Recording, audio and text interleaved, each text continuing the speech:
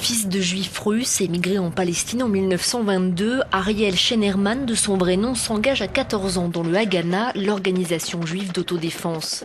Il effectue une bonne partie de sa carrière sous les drapeaux. En 1972, à 44 ans, il se lance en politique, d'abord comme député du Likoud, avant de fonder son propre parti, puis de revenir dans les rangs du Likoud. Ainsi commence une carrière de faucon dédiée à la défense des colons religieux, lui qui ne l'a jamais été. En 1981, il renoue avec sa première passion, l'armée, au poste suprême. Ministre de la Défense du gouvernement Begin, il sera le maître d'œuvre de l'invasion du Liban en juin 1982, l'opération Paix en Galilée. Sharon a promis une guerre éclair pour en finir avec le problème palestinien et son vieil ennemi, Yasser Arafat. Mais la guerre s'enlise, le bilan est lourd. Le 16 septembre 1982, c'est le massacre de Sabra et Shatila. Des miliciens libanais alliés à Tsahal entrent dans les camps palestiniens. Sharon reconnaîtra avoir autorisé cette intrusion. L'objectif était de nettoyer les camps de leurs terroristes. Résultat, entre 1000 et 3000 morts selon les sources. Le monde est sous le choc. Devenu le boucher du Liban, Sharon doit démissionner. Netanyahou le ramènera aux affaires. En 1996, il est nommé ministre des Infrastructures nationales, un poste sur mesure. 2 ans plus tard, il passe aux affaires étrangères pour rassurer l'aile droite du gouvernement.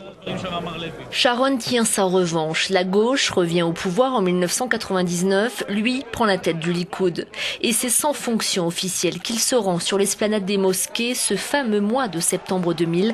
Une provocation pour les Palestiniens, l'un des facteurs déterminants, estime-t-on, de la deuxième intifada. Si Sharon a un jour voulu la paix, ce fut selon sa conception indissociable de la colonisation des territoires qu'il promut toute sa vie. En juin 2002, son gouvernement approuve la création du très controversé mur de séparation entre Israël et la Cisjordanie. Mais il doit tout de même faire des compromis sous la pression internationale et malgré le soutien de l'administration Bush. En 2003, il signe la feuille de route pour un règlement définitif du conflit, mais il attendra la mort d'Arafat et son remplacement par Mahmoud Abbas pour renouer le dialogue sur le retrait israélien de Gaza et de certaines colonies, un geste que les ultras ne lui pardonneront pas.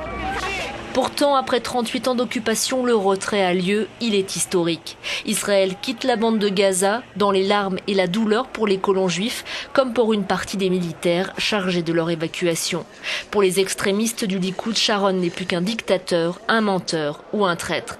Imperturbable face aux critiques, sa dernière pirouette aura été de quitter ce parti dont il avait été l'un des fondateurs en 1973, alors même qu'il venait d'en remporter la direction une fois de plus. Sharon crée Kadima, un nouveau mouvement de centre-droit qui se veut consensuel et pragmatique et prône une solution de compromis territorial avec les Palestiniens. Dans ce nouvel élan, il entraîne son grand rival de gauche, Shimon Peres, l'un des artisans de la paix d'Oslo. En quelques années, l'homme dont l'obsession fut la sécurité d'Israël coûte que coûte a su faire oublier son passé de va-t-en-guerre. C'est à ce moment-là, le 4 janvier 2006, qu'il est terrassé par une attaque cérébrale. Pendant 12 semaines, le siège du Premier ministre restera vide. Plongé dans le coma, Ariel Sharon est maintenu en vie sous assistance médicale par décision de ses fils. C'est ainsi que l'ancien général finira sa vie à l'écart.